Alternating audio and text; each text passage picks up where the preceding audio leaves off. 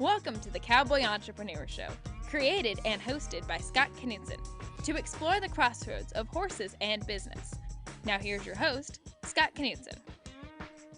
Hi, and welcome to the Cowboy Entrepreneur Show. I'm your host, Scott Knudsen. Whether you're watching our podcast on one of our many platforms or listening to us on the radio out in California on KCAA, our NBC affiliate, we appreciate you supporting our show. Today we have a very fun show, a unique show.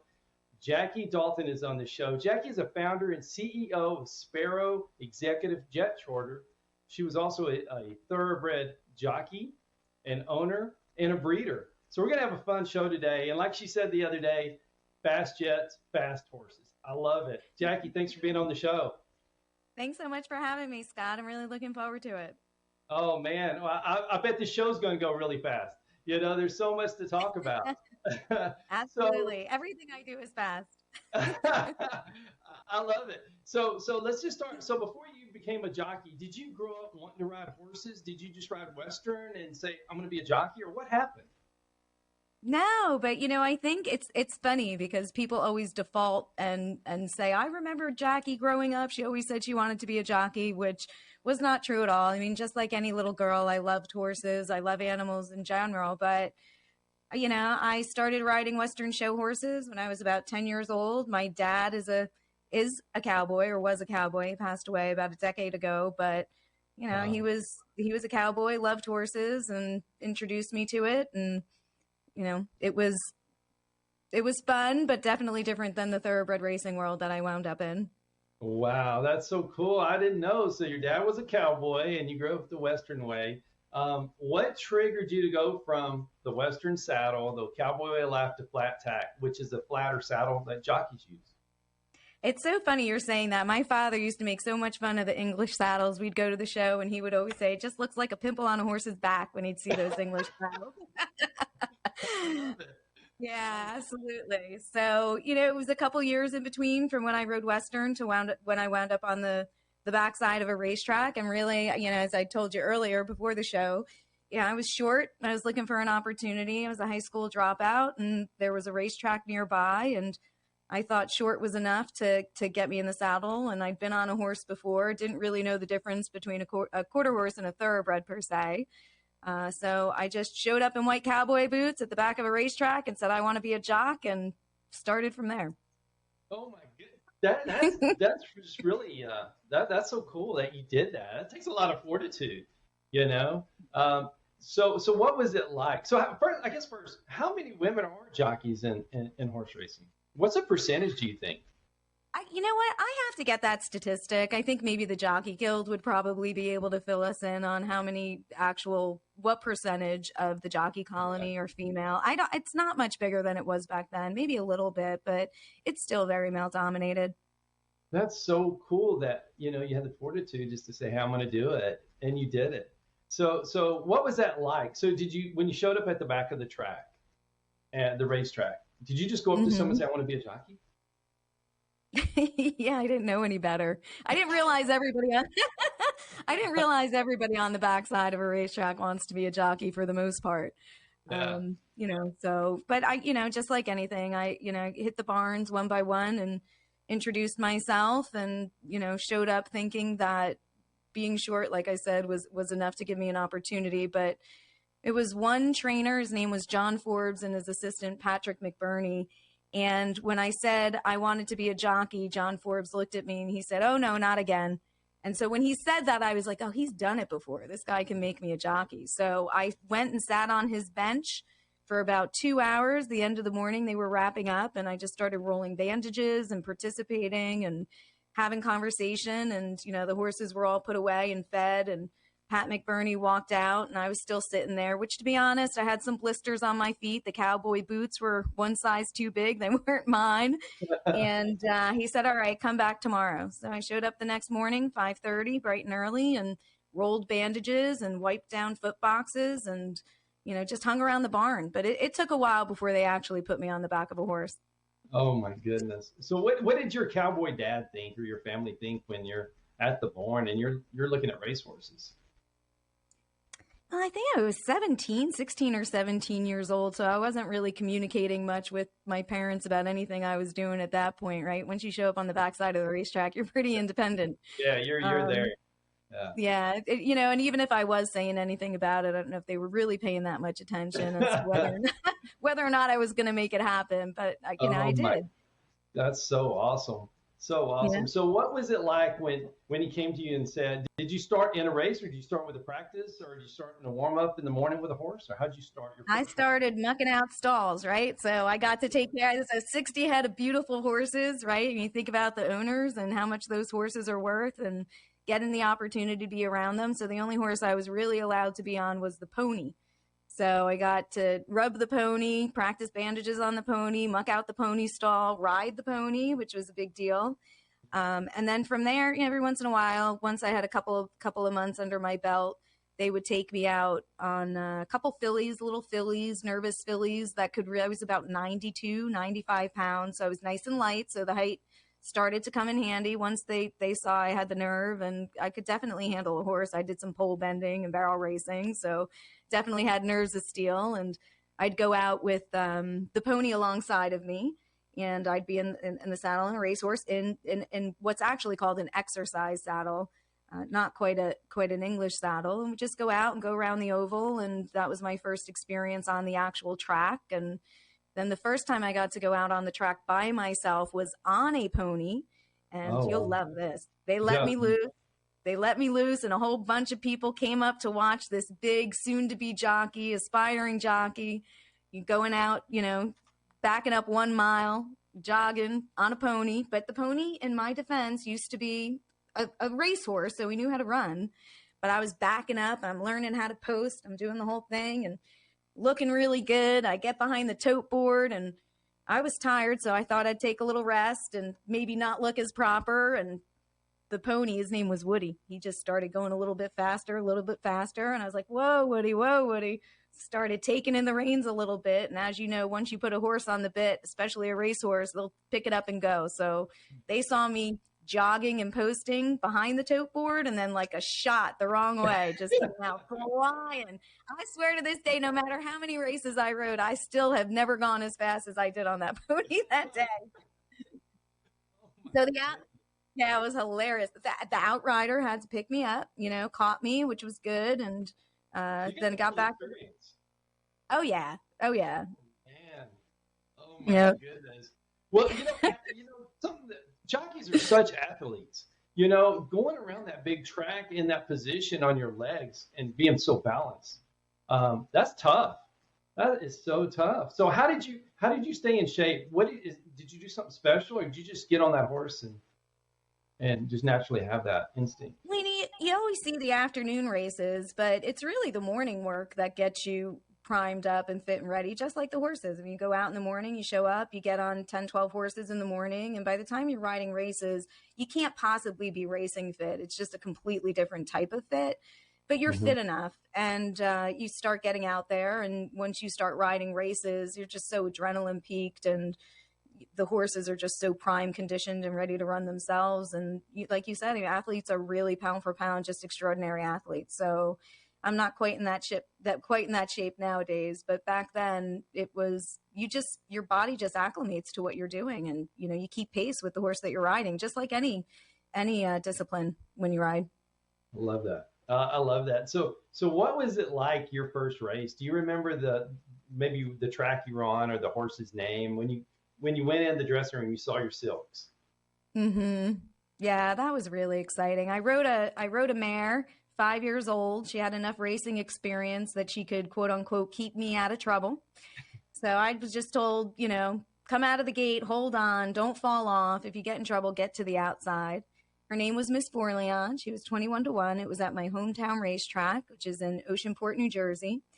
And just putting on your silks the first day is your first time experiencing that, or being in a racing saddle, which my saddle, Angel Cordero Jr., it had been a saddle that he had retired in, a Hall of Fame jockey who was a mentor of mine. So that was real exciting. Big name, yeah. And, all my family and friends were there from high school, and teachers and the whole thing. But I was expecting to lose, but went out. And once I sat on her back, I could feel it. I didn't recognize it at the time, but you get that sense from a horse. I think she knew she had a special mission that day. And we broke on top, came out of the gate first, rode on the rail, turning for home. And I'm thinking, where is everybody? Why isn't anybody passing me? And we just kept going and we won. It was really exciting. First race. First race ever. Yeah. That's strong. That's so strong. That's like a drop your mic kind of deal, you know? Oh, yeah. I should have just stopped right there. 100% win percentage out the door. Yeah. Been there, done that. Oh, my goodness. How cool is that? How many people would love to start that way? So what was it like getting your picture made with your family and friends, your first horse, your first win? It had to be just on the top for sure because you created your way. It was really surreal. I mean, you know, racing was an opportunity for me to make a new path, an opportunity for myself. You know, like the beginning of the conversation, it wasn't like I had some childhood dream of being a jockey. It was really a hard knock path for me. It was, what am I going to do with my life? You know, how am I going to make opportunity for myself? And I chose that path. And so it was a huge success in terms of proving myself out and getting to that point and then winning. Just looking around and seeing the looks on my mom's faces, my brothers, my trainers, the owners that gave me the opportunity, right? Shout out to them. Absolutely. It's a big deal for somebody to put you in the saddle and give you an opportunity to ride. So it was a real privilege. And I think my most memorable part of that day was seeing the look on everybody else's face. And of course the mare, I mean, I'd ridden her in the morning and she really brought me home safe and sound. So that was a big deal too. She'll always be special to me. Absolutely. That's such a cool story. Such a cool story. So how many rides did you do in a race? So I rode just about maybe 210, 215, somewhere in there, just over 200 races. That's awesome. That is awesome. So after you got through riding, is that when you started your breeding program and getting involved in other aspects of horse racing? Yeah, when I left racing, I went back to school because I'd been a high school dropout. And racing really, aside from learning to ride, which I loved, and being a jockey, I also learned a lot about work ethic and opportunity. And I had always had, you know, fairly smart noggin. So I just thought, let me really go back. You never get over dropping out of high school. And I went to get my GED at a community college, Brookdale Community College. And then from there, I transferred to Northwestern University and graduated top of my class. So that was another nice feather in my cap. And then I went into high-tech public relations. I got married. I had somewhat of a suburban life for a while, got into some charitable organizations and things like that. And then I went back. I went back into racing. It was actually the Breeders' Cup returning to my hometown racetrack and then having an opportunity to serve on the host committee that lured me back to racing. And from there, I got into ownership and then breeding and got to experience the industry from that perspective. I love that. I love how you just create your way and then you do it at a high level. That's so cool.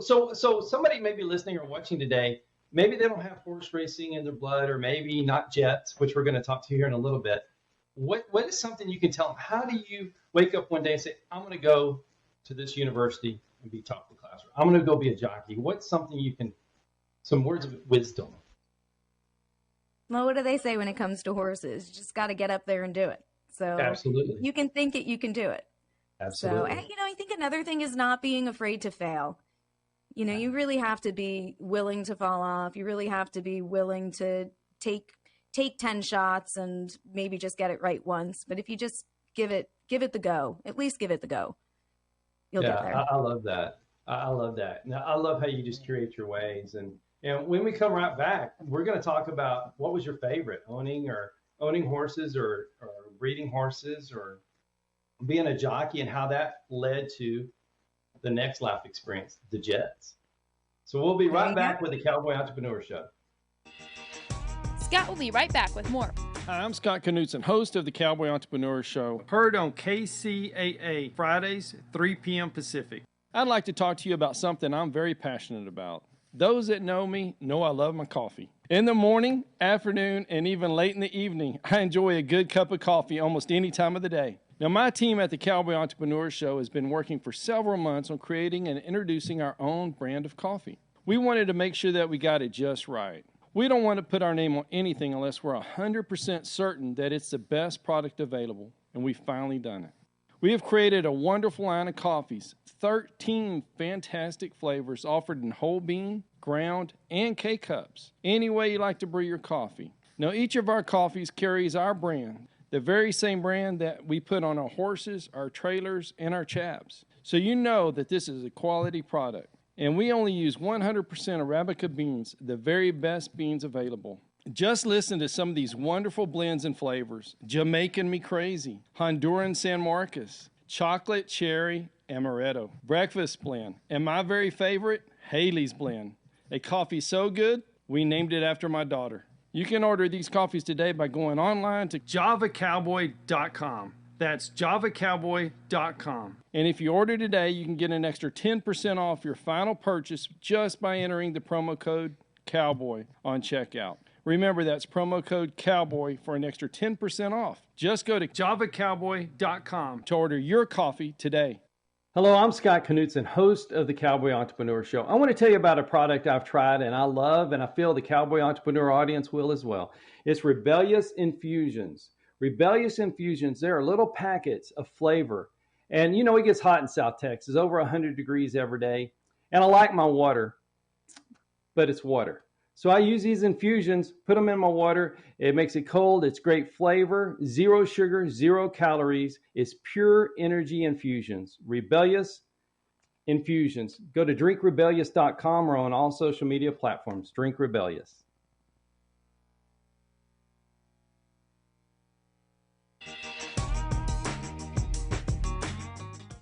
Hello and welcome back to the Cowboy Entrepreneur Show. Our guest is Jacquie Dalton, founder and CEO of SPARROW Executive Jet Charter and former thoroughbred race jockey. So Jacquie, we were just talking about, you know, being a jockey or being a breeder, being an owner. What was your favorite aspect of the thoroughbred industry? Definitely the breeding side. When you're bringing new life into the world and you get to see these horses actually get out onto the racetrack and race and run, and that was definitely my favorite part. That's awesome. So is there a story, or is there a certain, a horse that you raised or that you were a part of that you experienced that transition? Yes, absolutely. My first filly in the racing world was a Jersey bred named Jumpin' Jacqueline, which was fateful because we didn't name her. Wow.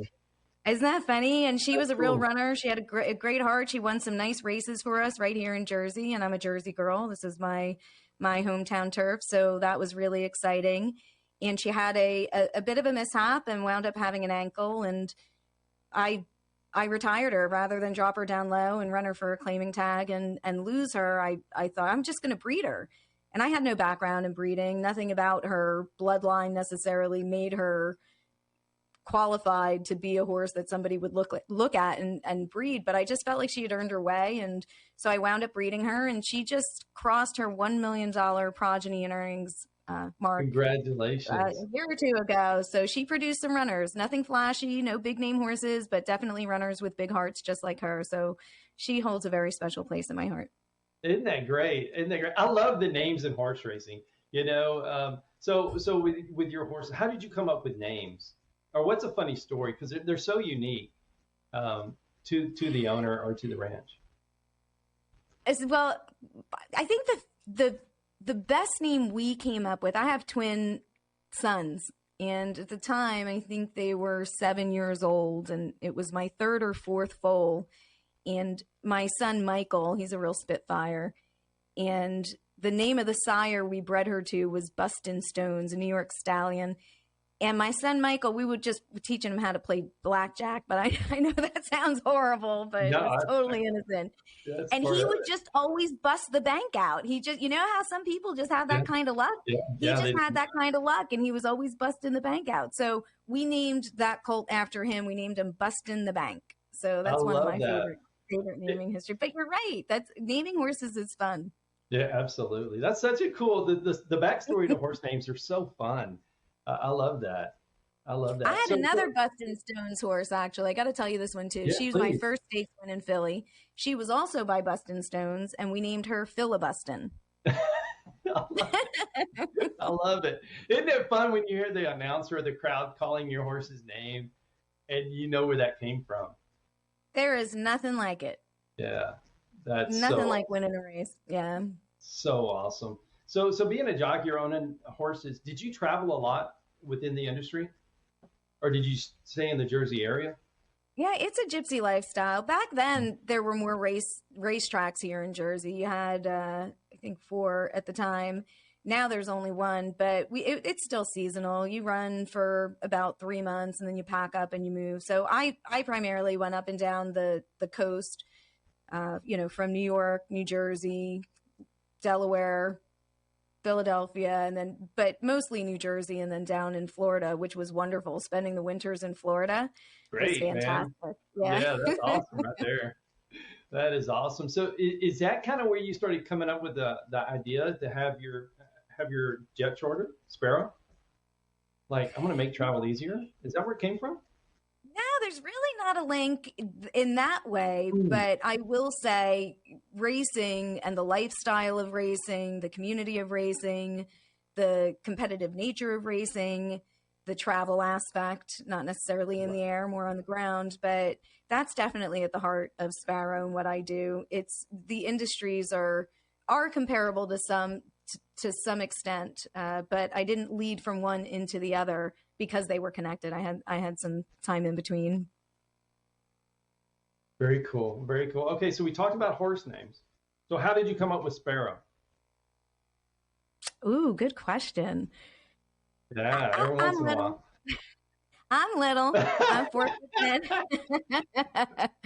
And I don't know. I get the job done. I don't think you have to be a hawk or an eagle. Everybody's coming out with these big dominating names. And, I just thought at the end of the day, and again, this is like the equestrian community. I think, the Sparrow is very hardworking, very diligent, gets the job done well. But the Sparrow as a community gets the job done even better when they work together. And the jet charter industry is like that. It's not something that you can do as much as you do on your own. You really depend on collaborating with many other players in the industry. So Sparrow is not just about the individual Sparrow, but about the community of Sparrows that make up the entire industry so that you can work together to do it well. So that's the genesis of Sparrow. I love that, man. There's a lot of thought there. That's really great. That is really great. So explain, if you don't mind, explain what a jet charter is. For somebody watching, maybe they don't know. Maybe they'll be interested. So what is a jet charter? A jet charter is just if you are going to travel privately and you want to charter a jet, or rent a jet is probably another way to say it. You contact someone like me that can go out, understands the industry, identify the right aircraft for the mission that you're flying. Many factors actually go into that. And then we just facilitate your private jet travel. We handle identifying the aircraft, securing the aircraft, running the passenger manifest, making sure that the flight itself goes off according to plan. If there's any issues, being able to run up behind it, make sure that there's a recovery in place, just really overseeing your entire flight operation. Wow, that's so great. I mean, you just take all the stress. So they just call you, you set it up, they get to enjoy their travel. Oh, absolutely. If you're not enjoying it, you shouldn't be doing it. Absolutely. So what advice do you have for, I mean, it sounds so foreign to some people, jet travel or whatnot. What advice do you have to, once again, we're going back to the entrepreneur side. How did you jump into jet travel or helping someone like that? How did you find that niche? So I started in marketing and sales. I had a skill set that I could apply pretty much to any industry. So I feel really fortunate that I wound up in the jet charter industry. And I started about 12 years ago. It's quite a different, nothing about the basics of the industry and how it operates have changed, but the way it gets pushed out to the consumer has a much broader consumer base right now. The messaging has really changed. Technology has really driven a lot of attention to it. But it's not for everybody. It's not as accessible as people think that it is. And, I'll go out to dinner for pizza with my friends on a Friday night and somebody will say, hey, can we charter a jet to go to California? No, we cannot. So one of the things that we really focus on is making sure that we message correctly and resonate with the proper clientele that we're servicing, and don't dilute what the product is. It's, one of the things in a lot of industries, they talk about Uber for private jets, Uber for whatever it might be. And it's really to some extent, it's a little condescending. I mean, these pilots are very highly skilled, very well educated, very hardworking. It's a highly regulated industry, and it requires a lot of attention, especially with what we have going on right now with supply chain issues and parts and services. It requires a very focused attention to detail. So that's what we make sure that we do for our clients. I love that. So what are your clients? Are they families, or are they more the business people, or is it people just trying to go to a horse race? I love the ones going to a horse race. I do too. Special place. Yeah, I always say that a charter company, you can tell a lot about a charter company based on the type of clientele that they service. And I'm really proud to say that our clients are just really impressive, hardworking, self-made people that create jobs and opportunity. And, we've seen everything from, traveling across the country or internationally and doing business flights, business trips, and development projects, to that time that they do get to fly with their family, which is real high quality time that I always say it's very sacred time in the cabin that you get to spend. It's, to have that time with your children when you work so hard, or you're really not as accessible as you might want to be, and you get to do a trip, and that time that you're in the air is time that you really get to connect. So that's very meaningful, very family oriented. We have a lot of, I find that we resonate most with very family focused clients. Wow. I just heard your voice, and in my mind, I'm thinking, man, that would be so great to take the family, and I can see where that would be a special time for sure. Well, it's part of the trip, It's part of the vacation, or part of wherever you're doing. It becomes a memory for sure. For sure. Oh, absolutely. The minute you get to the jet, you pull right up, you get right on. It's very special. And you get to see, the jet. And no matter how much you fly private, it's very impressive when you pull up, you see the aircraft, and you get to appreciate the different equipment and see what you're flying. You meet the pilots, and, to see, a father or a mother take a seat and a child just jump in their lap and, have that special time. It's adorable. That's really cool. They're really cool. So when you booked your first jet charter, what was that? I mean, what was better, your first ride on the track, or was that? Because both of them are such extremes. Oh, no, now you can't get me comparing horses to jets. Okay, thank goodness. I love them both. But I would prefer to be on a horse any day of the week. Absolutely. So. Okay, that was a good one. I was hoping for that answer. Oh my gosh. So when did you start SPARROW? I started SPARROW right before COVID hit, right as COVID hit. Wow. Really? Yeah. Yeah. I saw it as an opportunity to really take my experience, and the downturn in flying was predicted at that point. Now we're seeing the upswing in it, but at that point in time, people had really grounded to a halt, and we expected they wouldn't fly much, which I thought was a good time to develop a brand, a message, a platform, get some basics in place. And so that's when I started SPARROW, and but my client base actually kept flying. So it was riding two horses with one tush. I was executing flights pretty quickly, and at the same time building the basics of the business as a startup. And we're just over 2 years into it, and it's been real competitive, but we are holding our own for sure. And I think our message and dedication is really resonating and cutting through some of the clutter that's out there. So we're real proud of ourselves. So Jackie, I love that saying, 2 seats, 1 saddle. I think it's so clever. And being an entrepreneur, that's what it's like. Sometimes there's 4 and 5 seats in 1 saddle. So how do you manage that? And when do you know to bring somebody in to help you? That's a real challenge. I think any business owner can probably relate to, especially when you're doing something like this and you need to trust people's lives with other people participating in the trip. So letting go of some of that control is difficult, but you have to be able to lead people and make sure that you can teach well, lead well, and one thing I've learned for sure is that knowing your trade well is not the same as being a good entrepreneur and a good business owner. So those are my lessons. And as I'm learning, just making sure that I can teach what I know and instill that in people that I bring on, as long as they're working hard and dedicated and invested. Work ethic is key. Can't teach work ethic, but you can teach skills. Absolutely. Absolutely. Well, that work ethic came from cleaning stalls, every morning for years, No doubt. I always say the number one skill I know is how to muck out a stall. You're always mucking out a stall in business, for sure. Always, always. Well, guys, thanks so much for listening to Cowboy Entrepreneur Show. We'll be right back after this quick break. Thank you for listening to the Cowboy Entrepreneur Show. Scott will be right back with more. For more information on Scott Knudsen, the Cowboy Entrepreneur, visit us online at cowboyentrepreneur.com.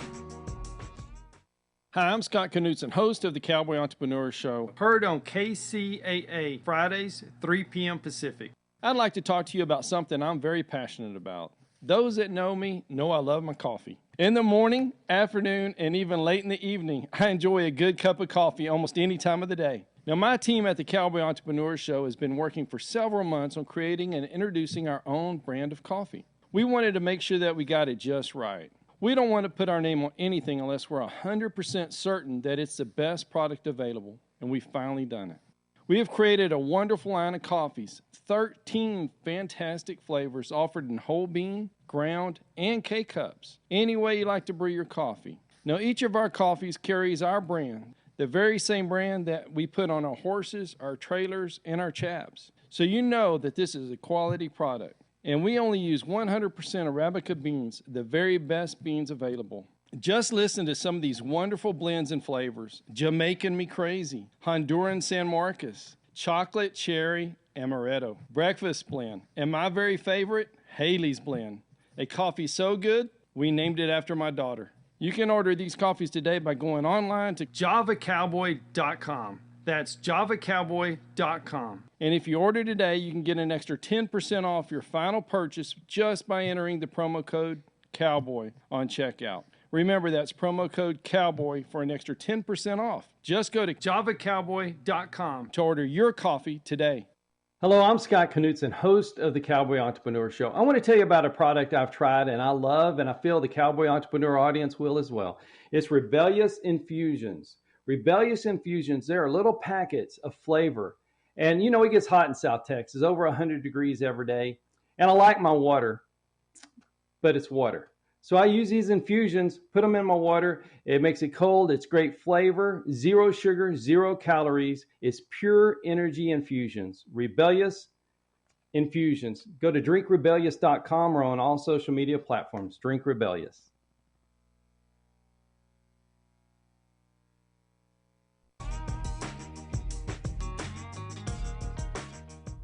Welcome back to the Cowboy Entrepreneur Show with Jacquie Dalton, talking everything from fast jets to fast horses. So Jacquie, would you talk a little bit more about SPARROW as far as whether it's invitation and referral and how that works, that process? Sure. That's something we get asked all the time. Why are we invitation only or referral only?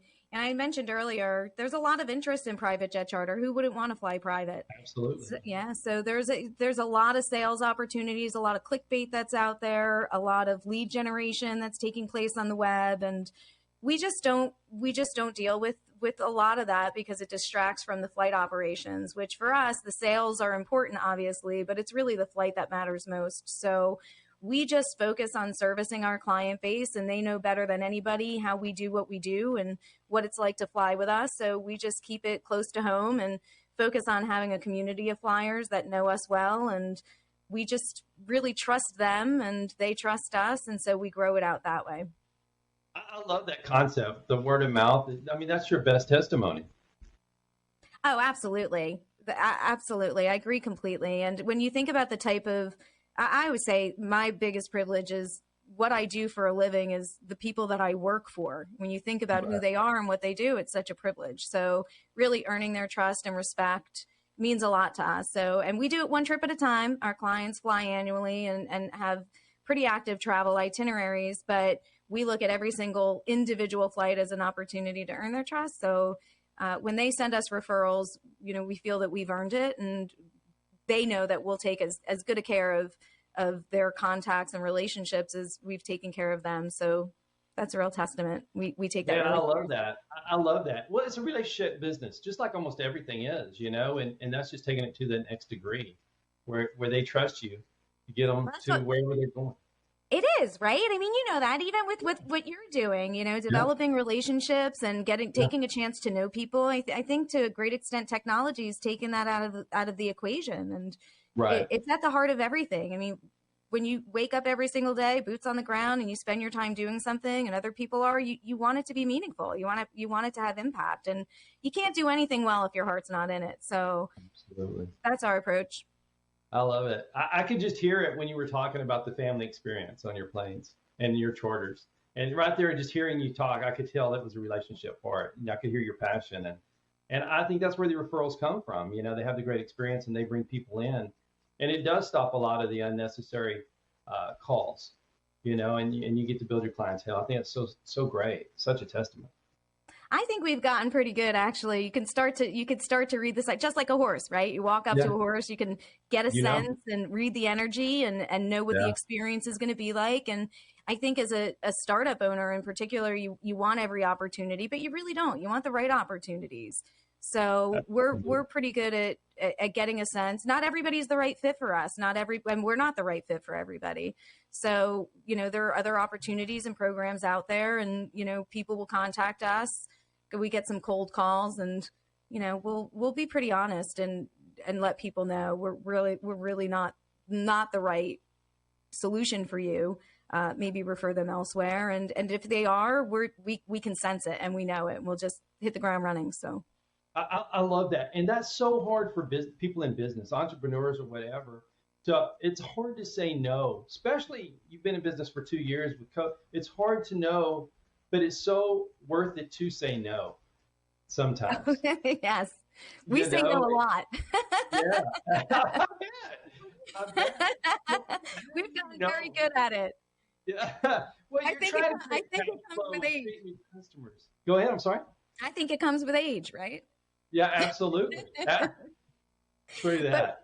But it's not just us. I mean, when we take something to market and we start to fulfill a flight request, we're taking other people's time too. And so we're real diligent about if we take something to market and we start taking other people's time and other people's attention, we're real about it. You can bet, you can take it to the bank. It's legitimate. And when you think about running a flight operation and what's really involved in that, it should be.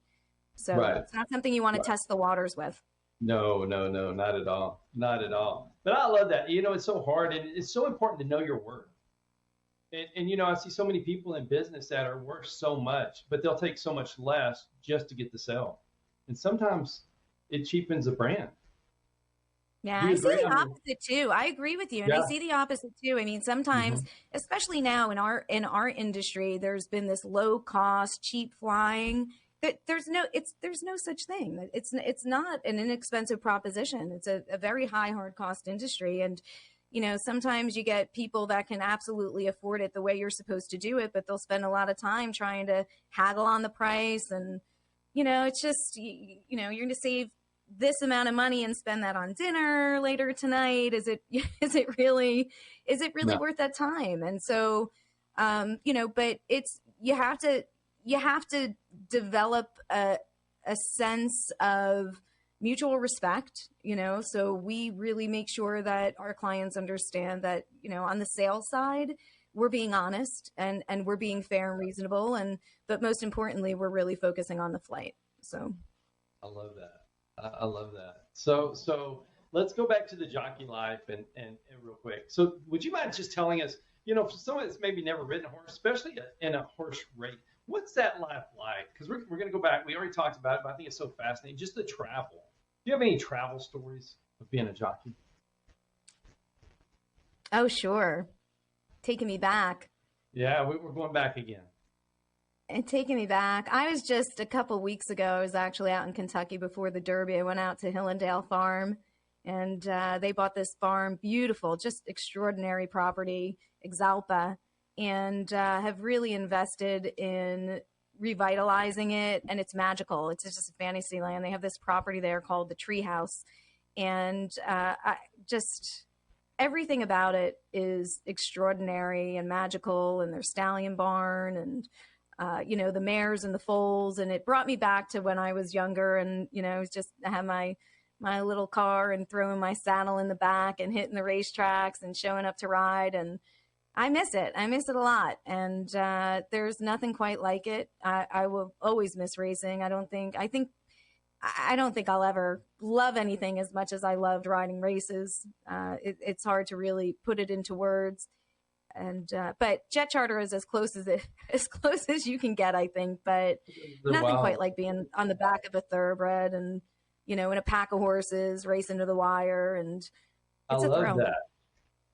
I love that so much. So travel's something, and being a jockey. So how did you once you transitioned to, like, with jets now?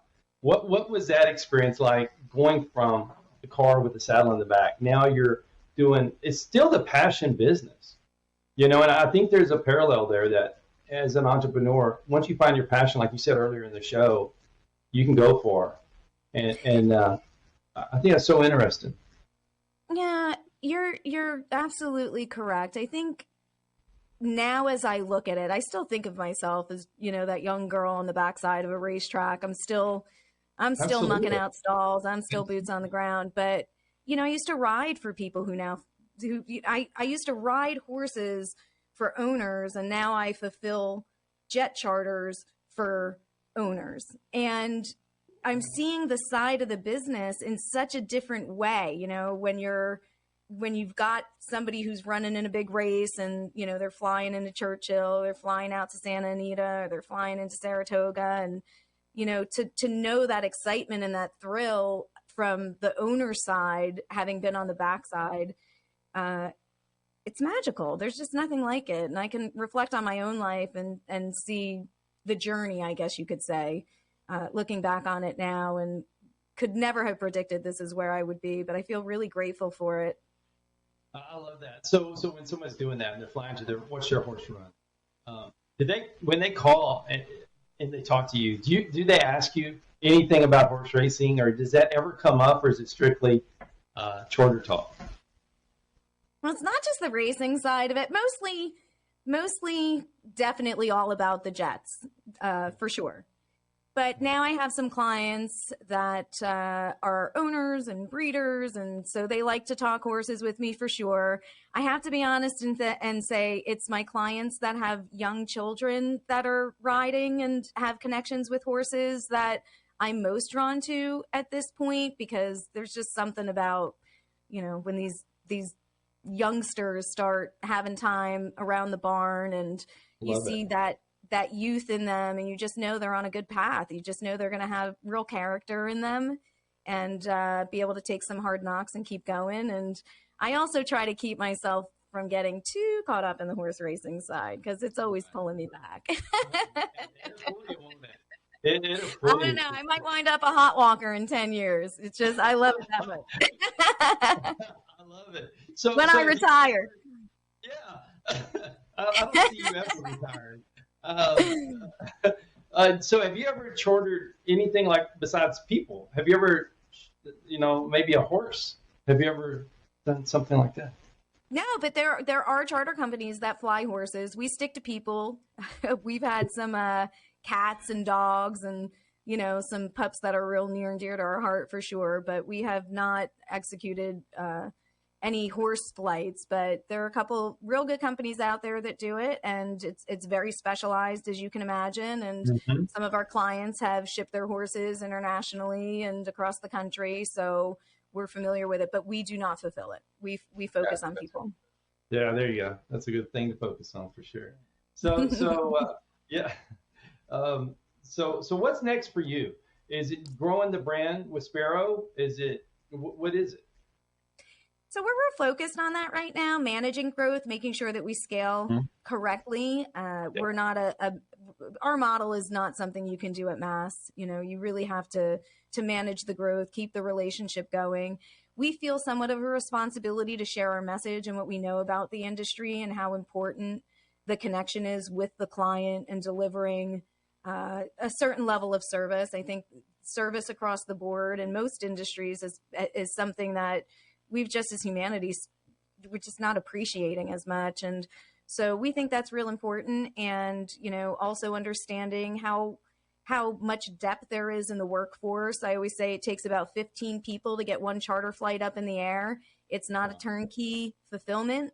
So to do it well and to do it right, you really have to honor, you know, the person fueling the jet, the person at the reception desk, the person who's loading the luggage, the pilots in the cabin, and, you know, the person who's booking the charter and answering the phones. It's 24/7. And so we like talking about our industry. We like really advocating for it, and aviation is just extraordinary. And we're leaders nationally. I mean, United States, we're the leaders in this industry, and we're real proud of it. And so we're looking towards really focusing on, you know, becoming more of a educational resource at a bit of a larger scale. Not too much. We kind of like to keep it close to home, but that's our plan. I love that. I love that. I didn't know it took 15 people to help actually get the plane off the ground. That's such a big number. Such a big number. When you really think about what it is and what you're doing, it's intense. Yeah. You know, it's intense. And so you see a lot of booking apps out there that you just go online and find a jet, and it's not like that. You know, it takes a lot. And these, you know, I always say too, pilots are away from their families, away from their homes, mostly for weekends or holidays or things that are real special. I can say for me, every holiday over the last 12 years has been more about my clients than anything else. And I love that. I wouldn't change it. I've watched births and funerals and graduations and engagements and weddings. I mean, it's just so fulfilling in so many different ways. But, you know, really honoring the workforce of this industry, I think is super important. Just as important it is as honoring, you know, the clientele that we service. I love that. I love that. So what do you see for the future? Do you see more families doing that, like we talked about earlier? Because I see family travel. I see making the memories and trying to do that.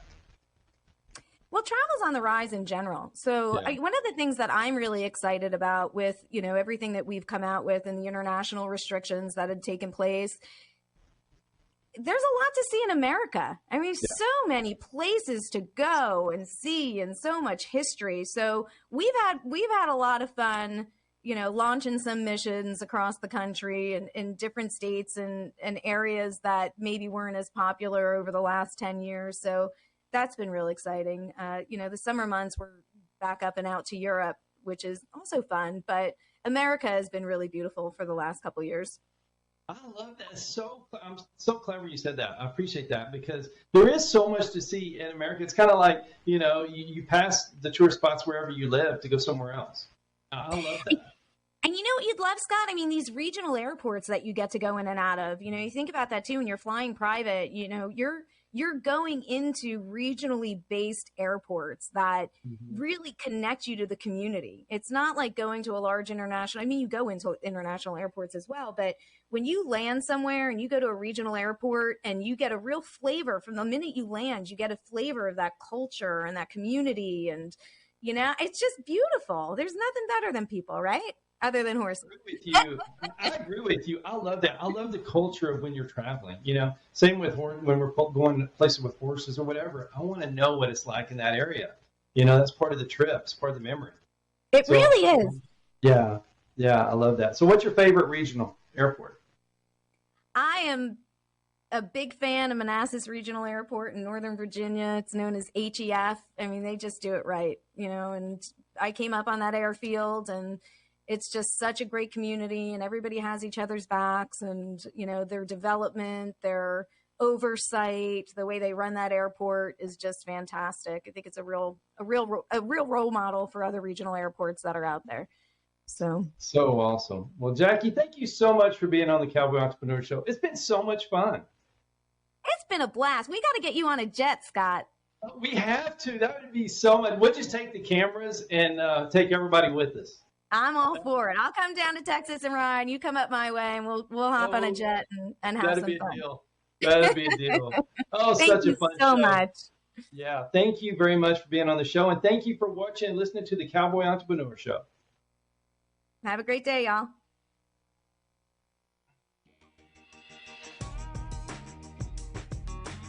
Thank you to all the great sponsors of the Cowboy Entrepreneur Show. If you or your business is interested in being a sponsor of the Cowboy Entrepreneur Show, please call our office at 830-992-1786 or visit our website, cowboyentrepreneur.com. Hi, I'm Scott Knudsen, host of the Cowboy Entrepreneur Show, heard on KCAA Fridays, 3 p.m. Pacific. I'd like to talk to you about something I'm very passionate about. Those that know me know I love my coffee. In the morning, afternoon, and even late in the evening, I enjoy a good cup of coffee almost any time of the day. Now, my team at the Cowboy Entrepreneur Show has been working for several months on creating and introducing our own brand of coffee. We wanted to make sure that we got it just right. We don't want to put our name on anything unless we're 100% certain that it's the best product available, and we've finally done it. We have created a wonderful line of coffees, 13 fantastic flavors offered in whole bean, ground, and K-Cups, any way you like to brew your coffee. Now, each of our coffees carries our brand, the very same brand that we put on our horses, our trailers, and our chaps. So you know that this is a quality product. And we only use 100% Arabica beans, the very best beans available. Just listen to some of these wonderful blends and flavors. Jamaican Me Crazy, Honduran San Marcos, Chocolate Cherry Amaretto, Breakfast Blend, and my very favorite, Haley's Blend. A coffee so good, we named it after my daughter. You can order these coffees today by going online to javacowboy.com. That's javacowboy.com. And if you order today, you can get an extra 10% off your final purchase just by entering the promo code COWBOY on checkout. Remember, that's promo code COWBOY for an extra 10% off. Just go to javacowboy.com to order your coffee today. Hello, I'm Scott Knudsen, host of the Cowboy Entrepreneur Show. I want to tell you about a product I've tried and I love, and I feel the Cowboy Entrepreneur audience will as well. It's Rebellious Infusions. Rebellious Infusions, there are little packets of flavor. And you know, it gets hot in South Texas, over 100 degrees every day. And I like my water, but it's water. So I use these infusions, put them in my water. It makes it cold. It's great flavor, 0 sugar, 0 calories. It's pure energy infusions. Rebellious Infusions. Go to drinkrebellious.com or on all social media platforms. Drink Rebellious. Psst. Hey, you. Yeah, you. Do you know where you are? Well, you've done it now. You're listening to KCAA Loma Linda,